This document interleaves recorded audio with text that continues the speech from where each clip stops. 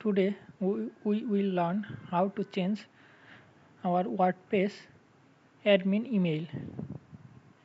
First of all, go to your settings and here you will find your admin email. Just change it to your desired email and save changes.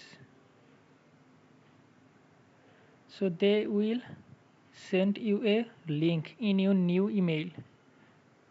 So let me check.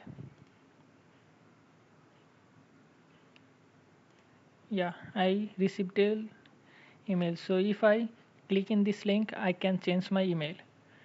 But if you don't receive any email from here, no need to worry.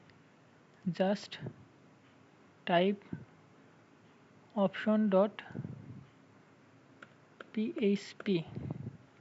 and click and press Ctrl F or Command F and type admin dash